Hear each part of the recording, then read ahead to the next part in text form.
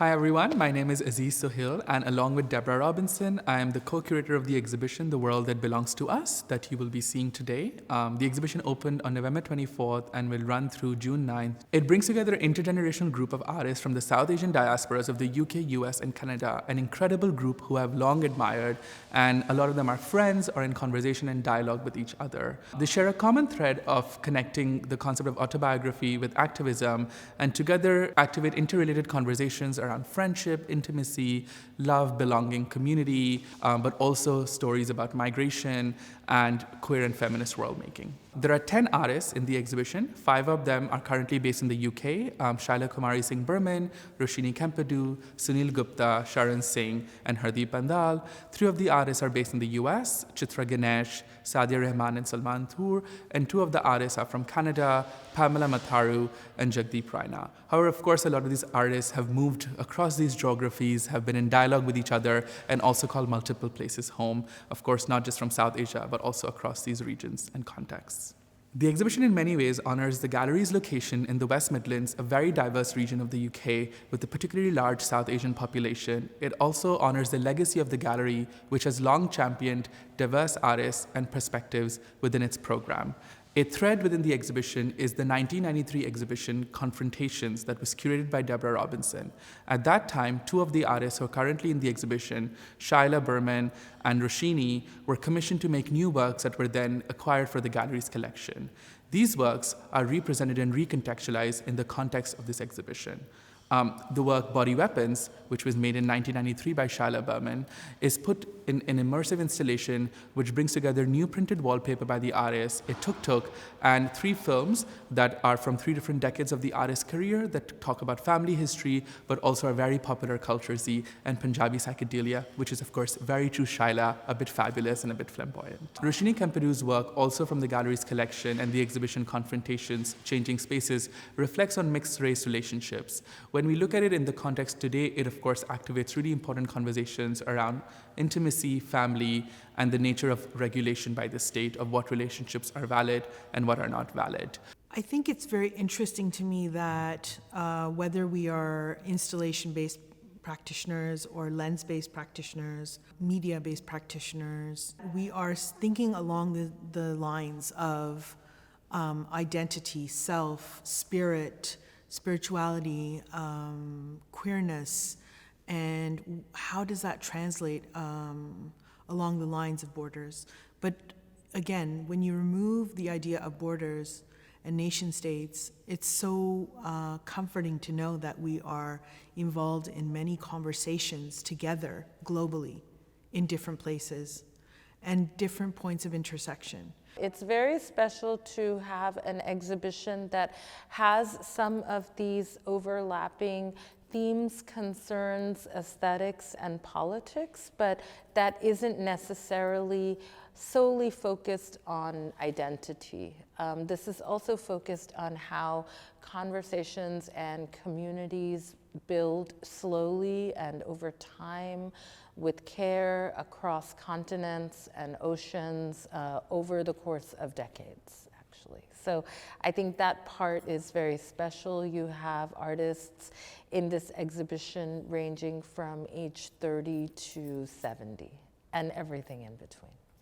I think it's important for one is to bringing different kind of artists together from South Asian descent. I think I'm one of the person who's I'm the last person who moved from India and have those experience and coming into the West, and now I'm kind of beginning to acquire this identity of diaspora because now I'm here. I became British a couple of years ago. And I think for South Asians, generally speaking, the connections with the home countries is maybe just 2 generations old at most, and often in our case, we're both like, if you like, first generation. So it's still kind of somewhat possible. Yeah, I feel honored to be part of the exhibition and invited to Walsall to create a site-specific piece.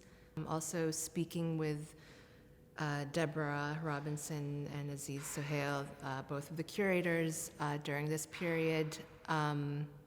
It was just so great to have this kind of foundation, but also knowing that there were several contemporary living South Asian artists doing this work for many generations, in Canada, in the UK, in the US. So and it also kind of opened up this, these like multitude of communities, not just based in these three areas, but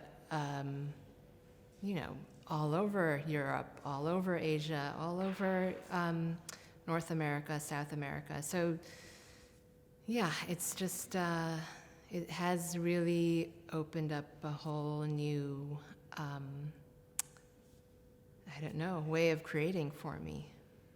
I'm so excited to have my friend Salman Toor's work in the exhibition. He is an incredible, powerful painter, and as a queer brown person, I am so moved by his paintings that center queer brown diasporic belonging, specifically in New York, which is where he's based at the moment.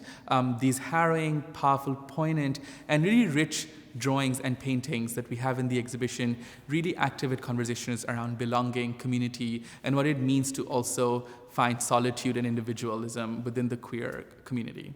Jagdeep Raina, who is also an amazing artist from Canada, brings together really powerful series of drawings, textile works, as well in the exhibition. They were actually a student of Chitra Ganesh, and there's a beautiful work that they have within the exhibition called Dear Chitra that talks about the stories that Chitra told them about Club Kali, which was a South Asian club night and space that was active in the 90s onwards. For me, again, this type of work weaves together all the personal stories and memories that a lot of these artists have with each other and the ways that they have been in different exhibitions, projects, festivals, and organizing communities together from the 1980s onwards. The artist Hardeep Pandhal, who was also from the Midlands and is currently based in Glasgow, also brings together a very exciting new series of works within the exhibition, as well as a seldom seen series of works, The Six Soldiers. Hardeep also combines graphic novels and comic-y characters, as well as video and game design in his work, and together also activates relationships to think about the representation of the Sikh soldier in colonial times and the way it moves in the imagination today. I'm really delighted to participate in A World That Belongs to Us, a group exhibition curated here at the New Walsall Art Gallery by Aziz Sohail and Deborah Robinson, for which I have created a site-specific installation. I think the viewer can expect to see connections, some of which might be expected or familiar, as well as new and unexpected connections between the works of the different artists. The artists are part of various South Asian communities and diasporas, or communities that have migrated from South Asia, based all over the world. I mean, I'm not one to say how a viewer should experience the exhibition, but when I had come in, I've been installing for the past 2 weeks, and some of the work was up, some of the work was in crates, some were still needed to be positioned, but what I had seen were several connections and threads, either materially or aesthetically, or even the imagery that you see. So one thing that I kind of saw was the wall drawing aspect. So Chitra's work has wall drawing in it. Chila's work also has a wallpaper from ceiling to floor, and of course, my wall drawing. And it kind of, creates this timeline. That's what it did for me.